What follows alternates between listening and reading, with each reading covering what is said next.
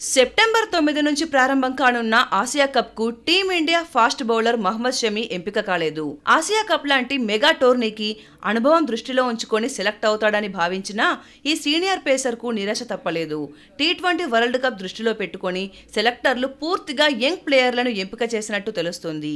ఈ ఏడాది ప్రారంభంలో టీమిండియా తరపున టీ20 మ్యాచ్ ఆడిన షమి ఐపీఎల్లో విఫలం కావడంతో ఆసియా కప్ రేస్ లో వెనుకపడ్డాడు. పూర్తి ఫిట్ గా ఉన్నప్పటికీ తనను సెలెక్ట్ చేయలేదు ని షమి కాస్త అసంతృప్తి వ్యక్తం చేశాడు.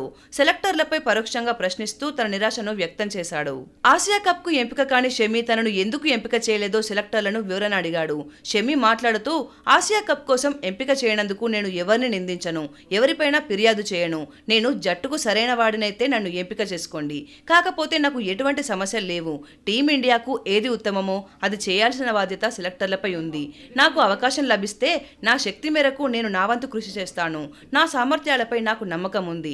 నేను కష్టపడి ప్రాక్టీస్ చేస్తున్నాను. నేను దులీప్ ట్రోఫీ ఆడగలిగితే టీ20 క్రికెట్ ఎందుకు ఆడలేను అని ఈ టీమిండియా పేసర్ చెప్పుకొచ్చాడు. అయితే ఛాంపియన్స్ ట్రోఫీ కోసం బుమ్రా లేకపోవడంతో షమిని ఎంపిక చేశారు. ఈ టోర్నీలో 5 మ్యాచుల్లో 9 వికెట్లు పడగొట్టి పర్వాలేదనిపించాడు షమి. అయితే వన్డే ఫార్మాట్ కావడం, బుమ్రా కూడా లేకపోవడంతో షమికి ఛాన్స్ దక్కింది.